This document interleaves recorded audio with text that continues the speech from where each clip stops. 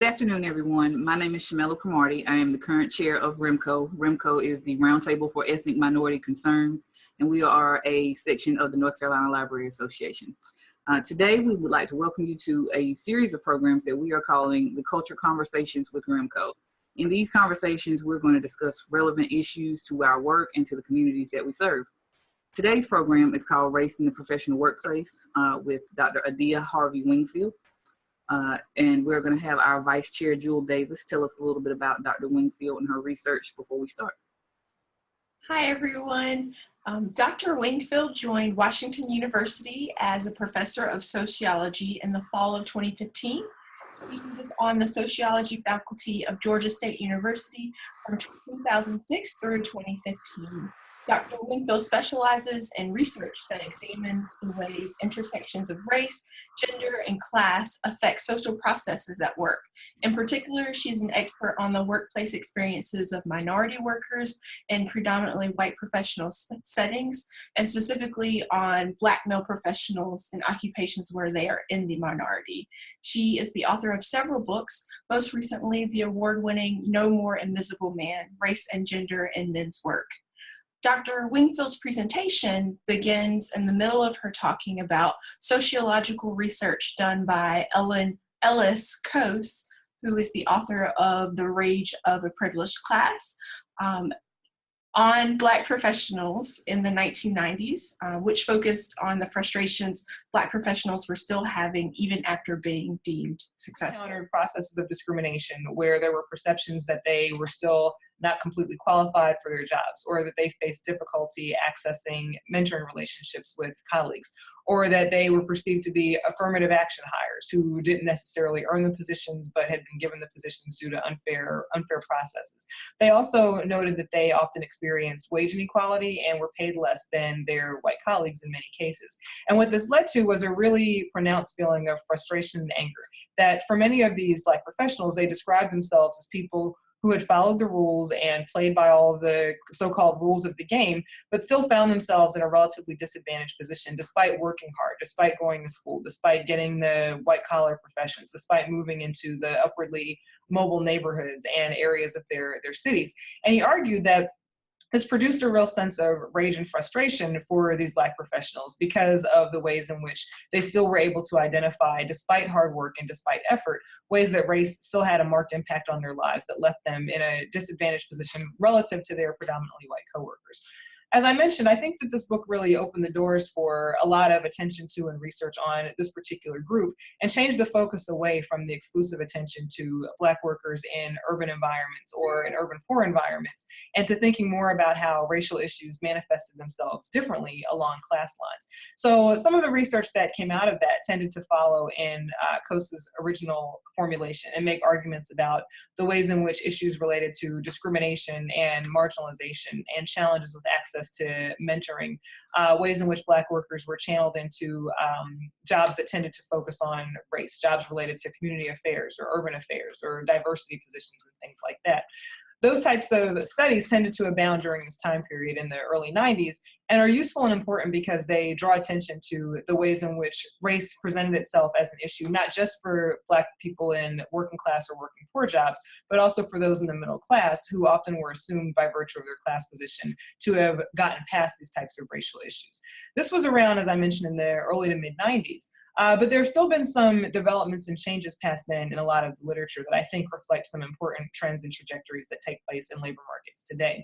One of the important trends that I think has occurred probably more recently in the late 2000s has been the attention in sociology, at least, to broadening our focus past just what I think of as the Black-white paradigm on racial issues and into thinking more about how issues of race have an impact on Latinos and Asian Americans in professional settings and who are in the middle class. And this research has exposed some, I think, taken for granted assumptions and some fault lines for sociologists in the ways that we've tended to think about race, that there's been a long trajectory and a long history of thinking about race only in terms of what it means for Black and white relationships, and for assuming that Latinos and Asian Americans either face completely similar experiences to one of these racial groups or that their experiences are not really defined or structured in significant ways by race. And it turns out that when we look at the research and the data, that neither of those conclusions are completely true.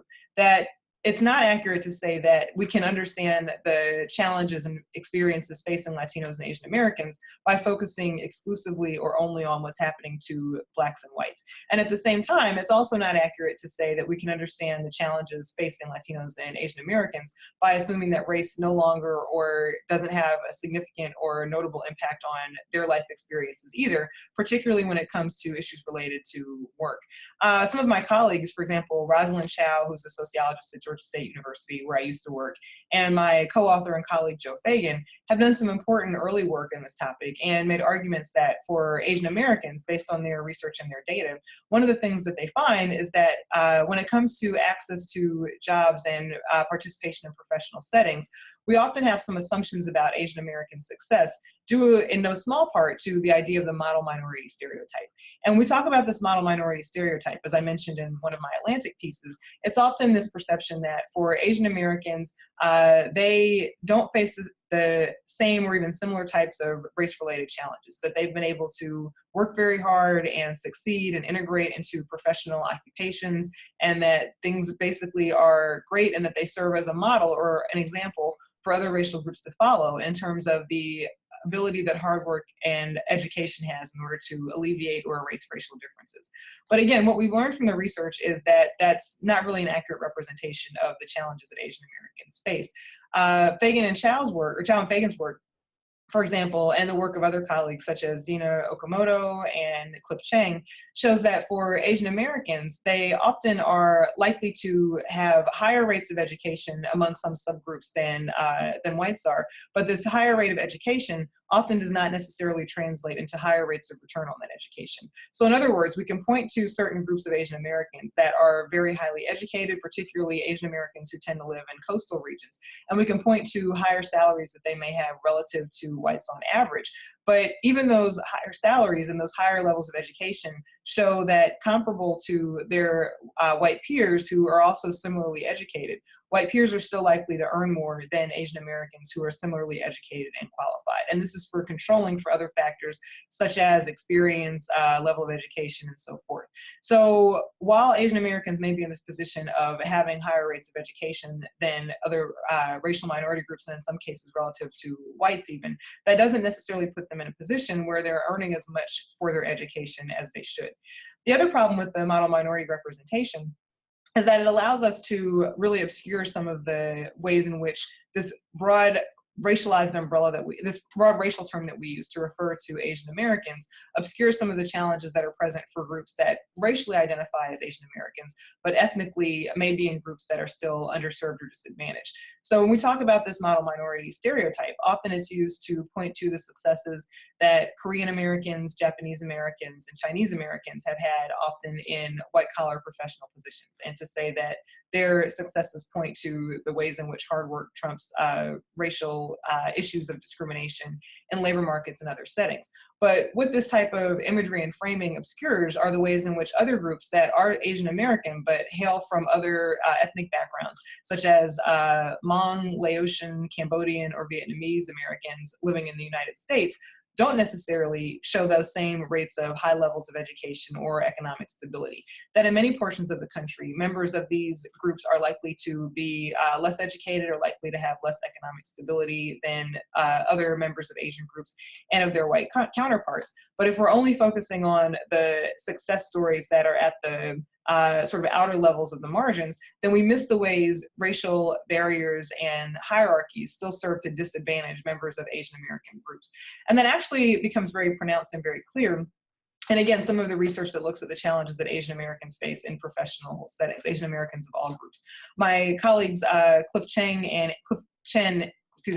Anthony Chen have noted that for Asian American men in particular, stereotypes of Asian American men as being passive, of being compliant, of being docile, can really work to these men's disadvantages when they are employed in high-ranking, high-level, predominantly male occupations that present themselves as privileging or prioritizing characteristics such as aggressiveness or assertiveness or strength or dominance. In other words, for Asian American men who work in fields like finance or law or professions like that do tend to be very predominantly masculine but also comprised of white men in particular, the perception of Asian American men as being people who aren't aggressive, who aren't domineering, who aren't assertive, can work to the disadvantage of these Asian American men, apart from their actual qualifications for and suitability for these jobs.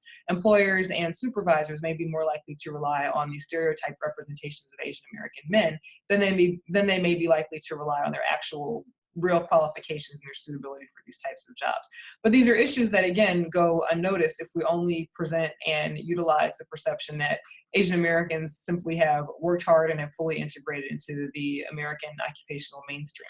For Latinos, a somewhat similar picture emerges in the sense that I think that there's more attention to the ways in which race may have an impact on Latino professionals, but paradoxically, there's less research in that area that talks specifically about what those types of issues, how those types of issues may present themselves and how they may be manifested, particularly in ways that differ from members of other racial groups. My colleague Eileen O'Brien has a book called The Racial Middle, where she in fact focuses explicitly on the ways that Asian Americans and Latinos fall into what she describes as this middle ground between blacks and whites, and how falling into that middle ground creates a unique racialized experience when it comes to issues related to navigating public space, dealing with educational barriers, dealing with workplace obstacles, dealing with discrimination, dealing with perceptions of Americanness in this context. And one of the conclusions that Eileen draws in her work is that for Latinos, somewhat similar stereotypes of a lack of capability and a lack of suitability for high-ranking professional positions can be manifest. And here's where we do see some parallels between their experiences and Asian Americans, that for Latinos and Asian Americans, there's a comparable sense of foreignness that isn't necessarily applied to Black Americans, in the sense that Latinos or Asian Americans may often get the question of, where are you from? But really, where are you really from? With the implication being that they aren't actually American citizens, even if they are, but that they must somehow be people who have immigrated or traveled from other spaces that don't fully fit into or enmesh into the United States. For Latinos, this perception of foreignness can be manifested in people who react negatively if they speak a particular language, if they speak English with an accent or speak Spanish or other languages that are associated with their culture and background, and that these perceptions of them as not necessarily being consistent with racialized ideas of professionalism can work to their disadvantage. My colleague Jody Vallejo has a book called From Barrios to Burbs, and it looks at the ways in which Mexican Americans develop a middle-class identity. And she makes the argument that for Mexican Americans who are born in the country and are American citizens, even being in workplaces that are predominantly white in some cases can become hostile, alienating spaces when colleagues perceive them as, again, not really qualified or not really suitable or not really skilled for the types of high-ranking professional positions in which they are employed. So there are some overall general similarities across racial groups in the sense that Black Americans, Latinos, and Asian Americans generally struggle with perceptions of them as being unsuitable for and not really fitting into professional spaces. And as legal scholars Devin Carbato and Mitu Jaladi have argued, some of this comes from the ways in which professional spaces have historically been constructed and categorized as predominantly white spaces, and the expectation that those who are best suited for high-ranking professional positions are going to be white. And not only that, Carbato and Jaladi argue that our ideas of what makes a suitable professional are often ideas that implicitly infer someone who's white for positions of being a doctor or an attorney or a nurse or a professor, that there's an implicit assumption that the person who's best suited to fill those jobs is someone who's white and often upper class and has a cultural milieu that lends itself to understanding and navigating that type of environment very, very clearly and effortlessly. And that even those implicit assumptions can create challenges for people who aren't white and or middle class as they try to navigate those environments. So there are some similarities across racial groups for the types of challenges that professionals of color can encounter in these settings. But I think it's important also to note that there are differences. While there are some similarities that are present, the experiences of Black Americans are not necessarily completely parallel to or similar to the experiences of Asian Americans, which then are not completely similar to or duplicative of the experiences of Latinos. So one of the things that I try to stress to students and in giving presentations is that while we want to be mindful of the broad contours of racial perceptions and hierarchies and the impact they can have on workers of color in particular, it's also important to make sure that we're mindful of the divergences that can occur across racial groups and the ways in which assuming that one group's experience is synonymous to or generalizable to all groups actually does a disservice to groups that have historically been overlooked in these types of questions and issues related to racial issues, like Asian Americans, like Latinos, and other groups that often get ignored and left out. So I see from my clock I have about 9 minutes. I'll conclude by talking a little bit about some of the strategies and changes that researchers have shown that can create more equitable workplaces for professionals of color. Often most of this research is centered in the literature on diversity and improving diversity and inclusion in corporate settings. And interestingly, there have been a lot of efforts over the past probably 20 to 30 years, even stretching back a little bit longer, that have focused at least superficially or verbally about trying to create more diverse workplaces and the need for more diversity, to the point where it's not uncommon now for institutions and organizations to have diversity officers, to have people whose job it is to focus explicitly on creating more diversity, to have statements on websites where people talk about the company being one that's committed to and aware of the importance of creating a diverse environment. Often, however, research shows that the strategies that are employed to do this are typically ones that have not proven to be effective. So I think some of the most common initiatives that are taken to improve diversity are that organizations may encourage or institute affinity groups, or that organizations may talk about the importance of doing diversity workshops. Interestingly, though, both of those efforts have been shown in research by my colleagues Alexandra Caleb and Erin Kelly to actually be less effective than we might expect in creating greater diversity in corporate and professional settings.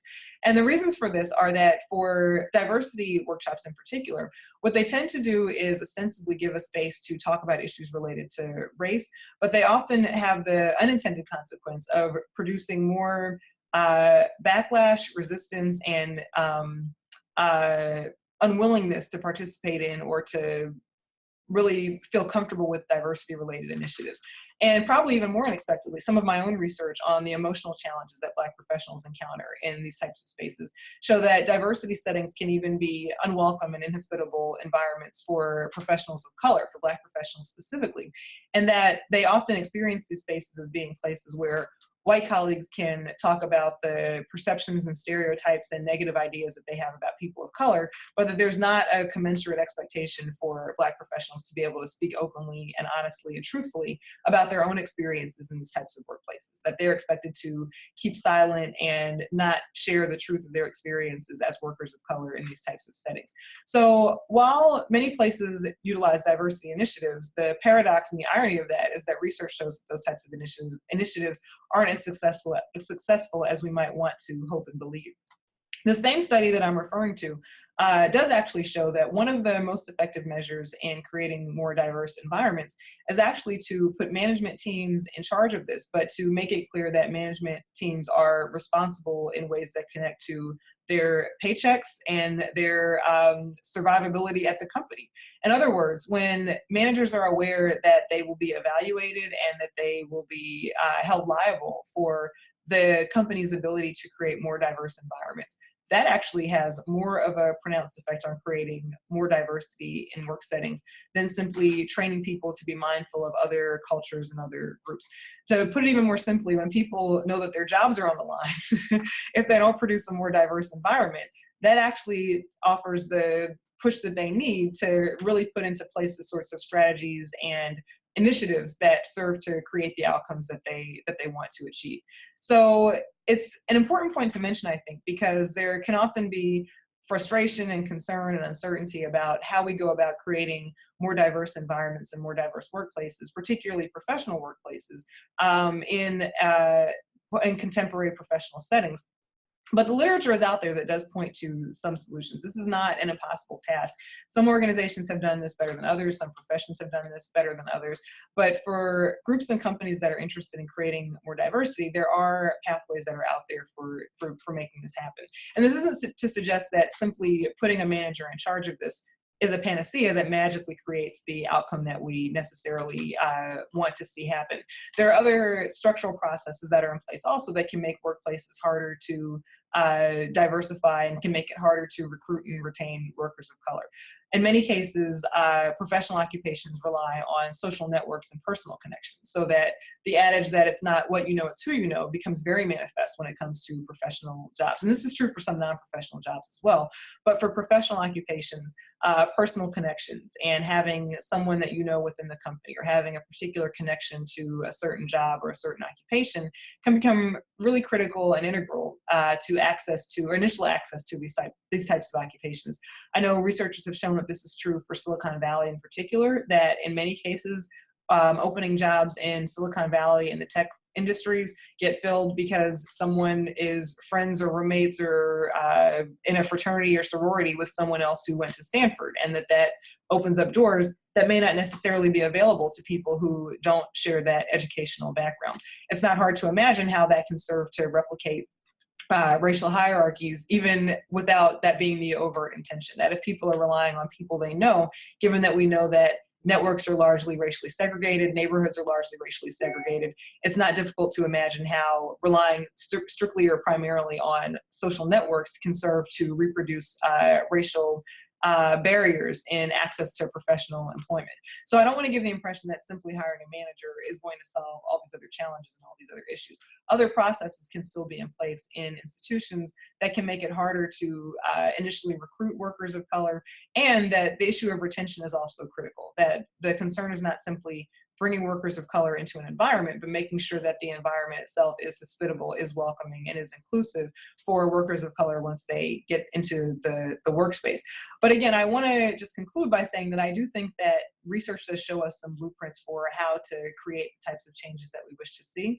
And I think that in an America that's becoming increasingly multiracial and at a point where those changes are not going to reverse, it's incumbent and essential for us to figure out ways that we can restructure and change our workplaces so that they do include growing populations of Asian Americans, growing populations of Latinos, growing populations of Black Americans, and that workplaces are ones that not just include these populations, but ones that reflect and serve the needs of an increasingly multiracial demographic that's going to have to use these institutions and make use of these organizations going forward.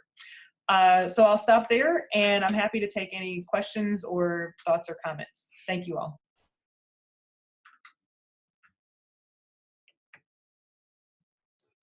Thank you, Dr. Wingfield. So the chat box is open for your thoughts and questions.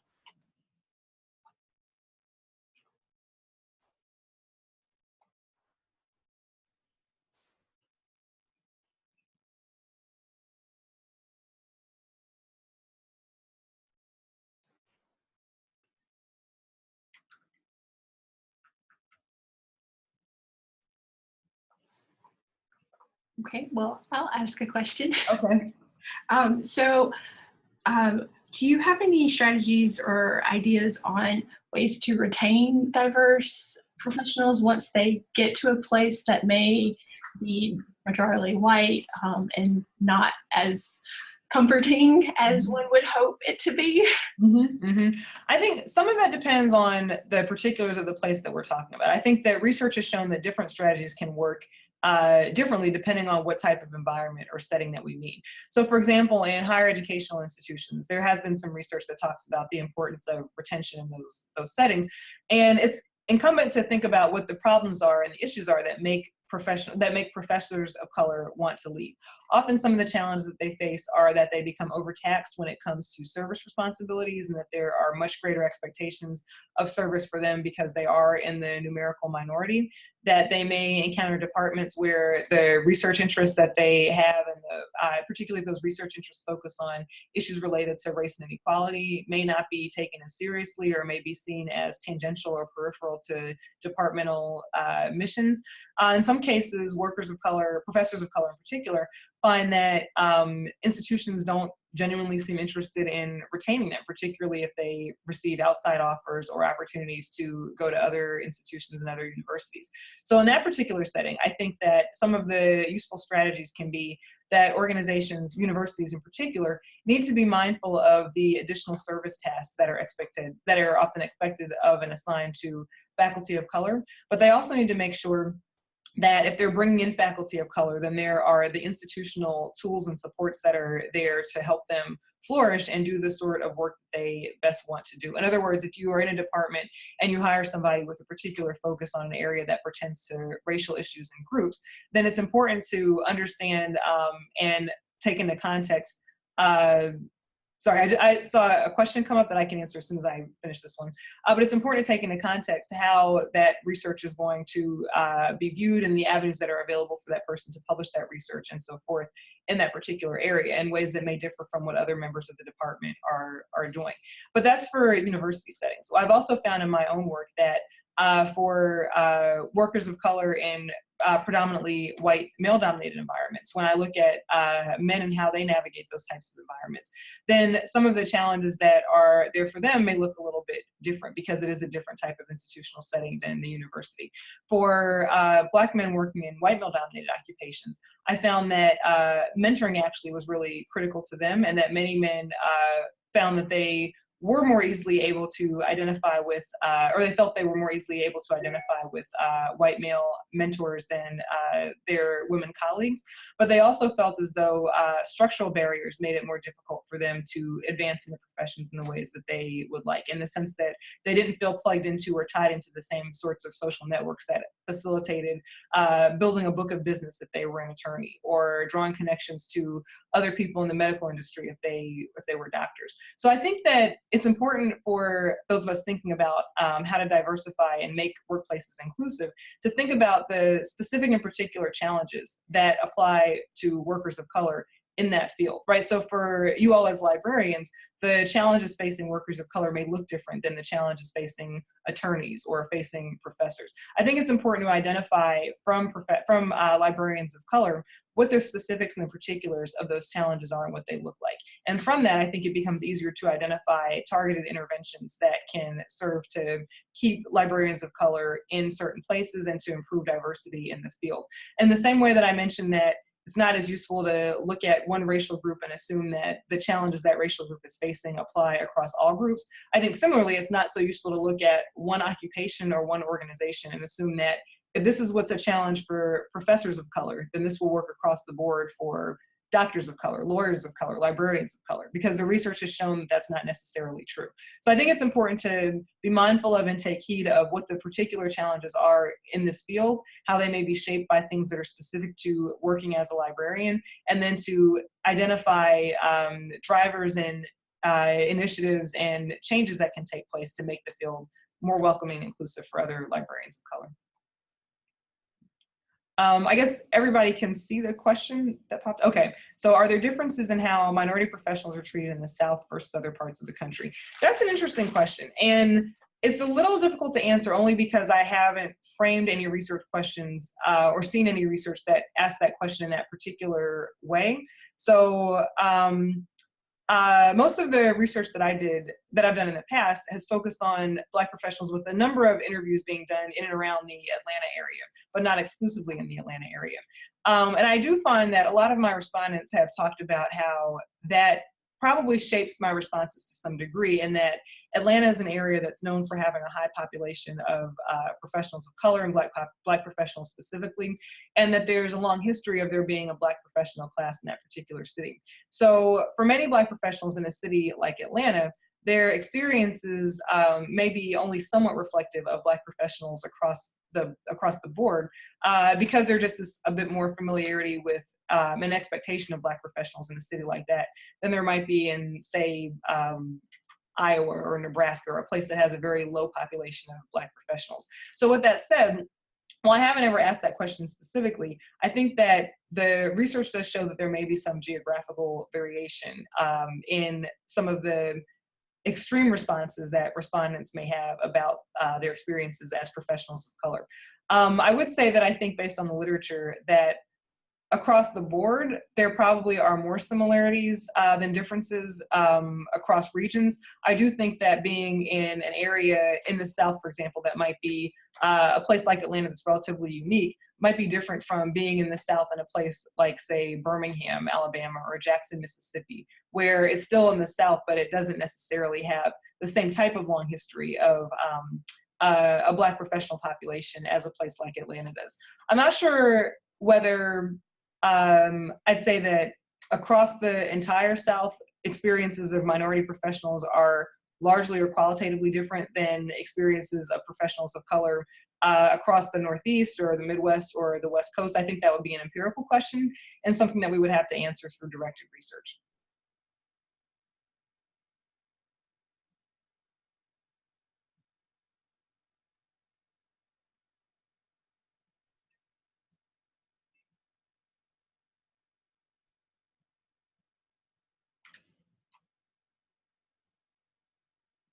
Okay, thank you, Kelly, for this question. Thank you for your nice words about the talk. So what strategies would I suggest for minority professionals in education to deal with microaggressions that occur in a predominantly white workplace? I think that's a great question, and something that is a little understudied in the sociological research, but I think that is getting more mainstream attention because of the commonality of it.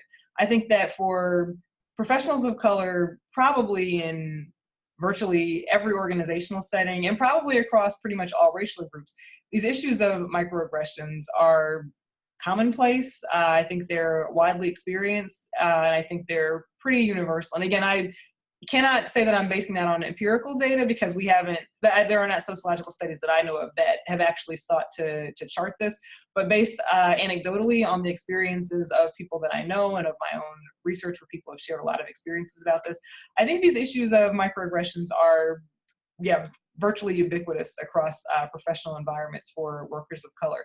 So what strategies might we employ to try to address this? I think that on a very small micro level scale, I think that establishing social networks of people who can share and understand and relate to the experiences of workers of color is actually really useful. In corporate settings, as I mentioned, they refer to these as affinity groups, and there are debates and discussions about the extent to which affinity groups really serve to create more change in professional environments. But I do think that developing networks and groups and ties of people who do have a shared common understanding of the types of challenges that professionals of color encounter in these spaces can be really critical for mental health and for navigating these types of environments and types of spaces. So I think developing social networks is really necessary and critical. I think also when it comes to dealing with microaggressions, it's hard to give a blanket answer for how organizations can make these changes.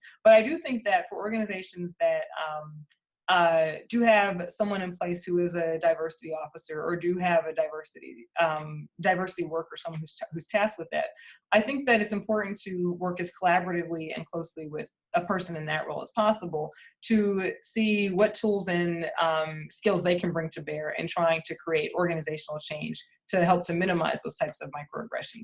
If you're in an organization that does not have someone who's working as a diversity officer, then I think it can be useful to think about whether and how you're in the position, and if it's possible, to try to foment some sort of organizational change so that the workplace can be more inclusive and welcoming to people of color. One thing that I know has generated a lot of attention in corporate settings is that many many supervisors and managers are receptive to what diversity officers refer to as the business case for diversity. In other words, to put diversity issues into a financial bottom line and to make the case that it's to organizations' benefit to make sure that they have a diverse and inclusive workplace, because it allows them to maximize what they are trying to do and to make that more efficient for profits and for organizational success and so forth.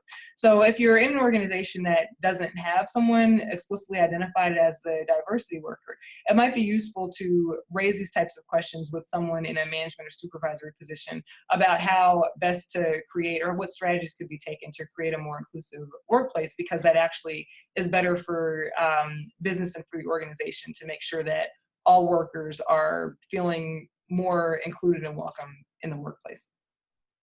I see a question from Hubert Womack to ask what's a good first step for an organization that doesn't necessarily know where to start, which is another great question.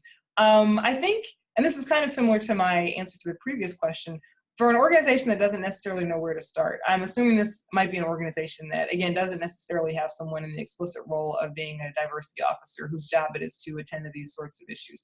If it's possible for an organization like that, I think one useful strategy might be to see if it's possible to solicit or commission an outside researcher who can do sort of a survey or take a lay of the land and to figure out what particular challenges and issues might be present in that particular organization that may not necessarily be obvious or visible or evident to everybody. And I think that strategies like that are useful because they give organizations a clear picture and a clear sense of what types of issues or challenges might be present that may not necessarily be as apparent to someone who is on the inside. And maybe because as a social scientist, I am very data-driven. I think that it's just very useful when you have empirical data in front of you. But I think that for the types of questions and issues that we're talking about, for an organization that wants to assess how do we get started? We want to create a more diverse workplace. We want to have more inclusivity. What are some things that we might do to get this going? I think a critical step is knowing what the lay of the land is and understanding what it is exactly that you're facing. Do your employees feel as though they are being marginalized? Do they feel as though there is a glass ceiling in place? Do they feel as though there are exclusive social networks that they're left out of that offer people a fast track to management positions or upper management positions that they don't have the ability to access? Are there certain groups that are experiencing different challenges from other groups? And again, these are not questions that I think people within an organization necessarily should be tasked with asking. That's a lot to ask people who already have a job to do this sort of overarching research study as well. But I do think that to the extent that it's possible to get someone who can present a clear picture of organizational challenges and issues facing workers of color, then that gives you a clear vision of exactly what the organization looks like from a more detached party, who can then ideally point towards some suggestions for steps that can be taken that can be tailored to the specific workplace in question.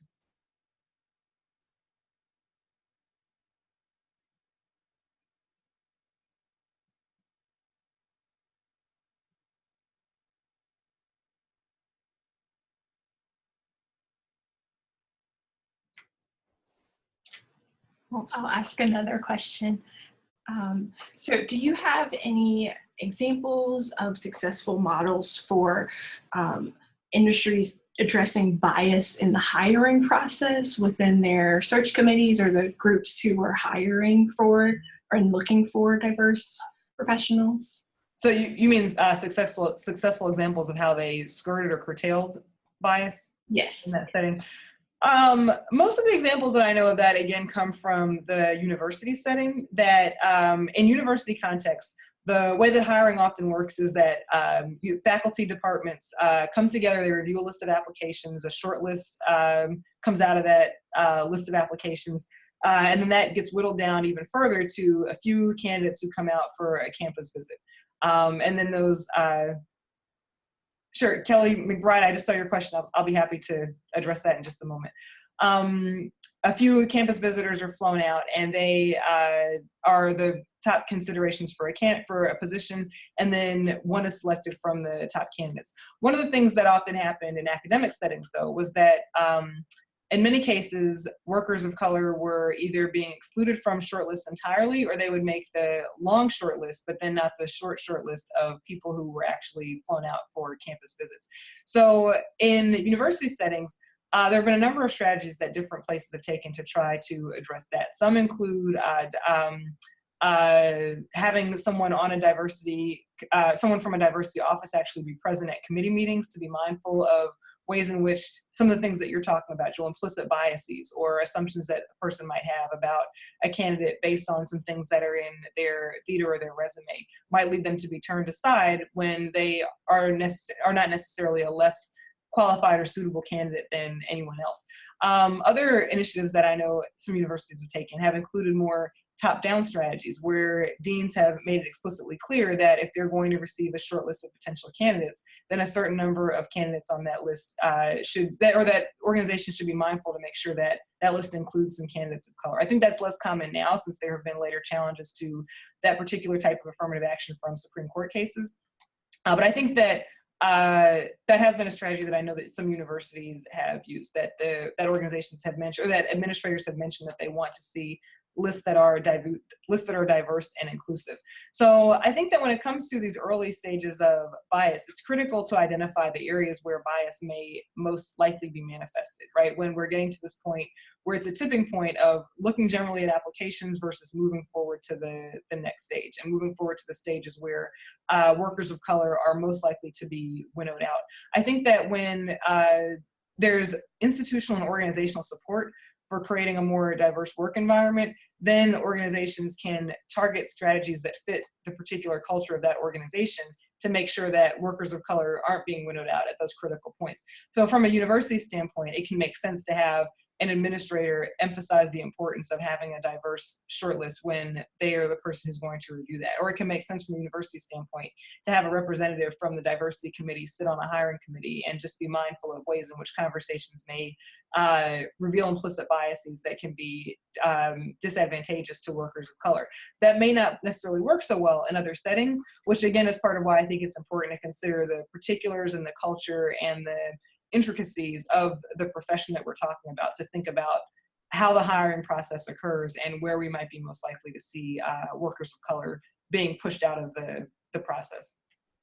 Kelly McBride has asked if I can address diversity fatigue that can happen when minorities are called upon to do all diversity related work and viewed as experts in all things diversity related.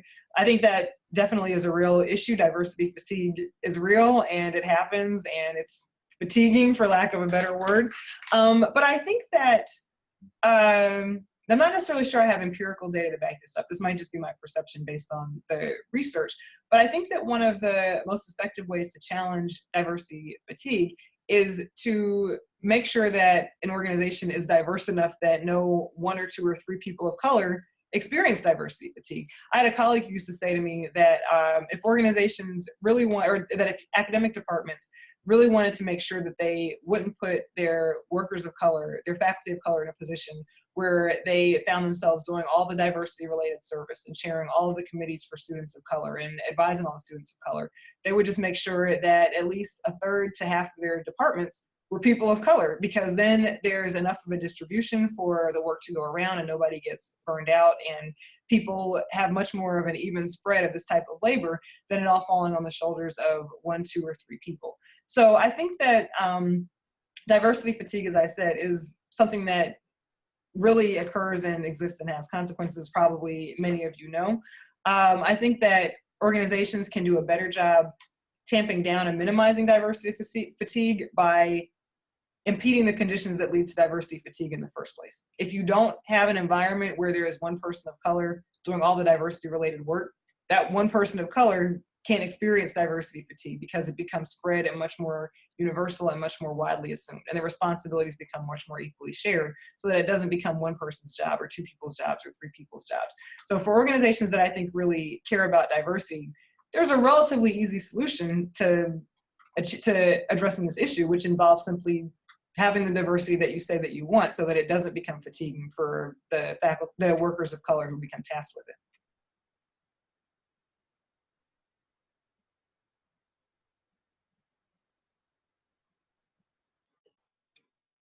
Are there any final questions or comments from anyone?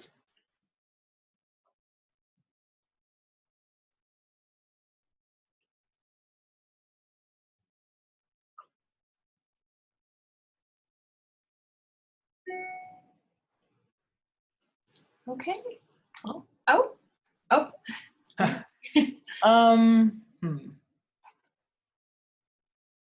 Thank you. Suggested reading. Some of them I mentioned during the presentation. I think I mentioned Chow and Fagan's The Myth of the Model Minority, which is a really useful one. I'm trying to think of what else I mentioned as I was talking. This is an older book, but it's by Sharon Collins. It's called Black Corporate Executives, which I think is a really useful book.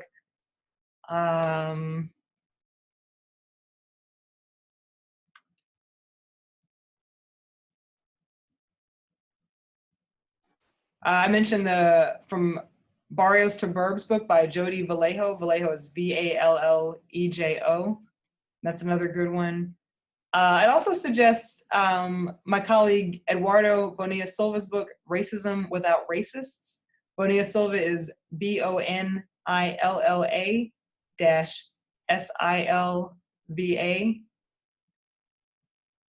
I think that's a pretty useful one as well.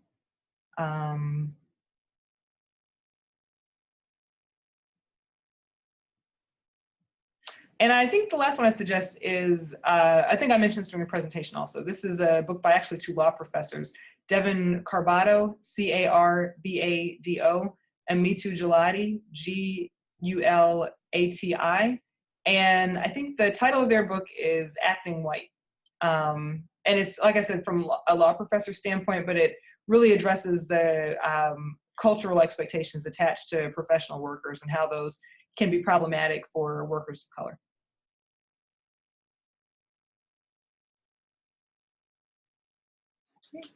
Well, we thank you so much for your time, Dr. Sure. Wingfield. It's a great presentation. Thank you. Thank you again for the invitation. I enjoyed speaking with all of you, even though this is a new medium for me, but I still enjoyed speaking with everyone despite not being able to see too many faces. Although I did get to see yours, Jewel, so that's nice.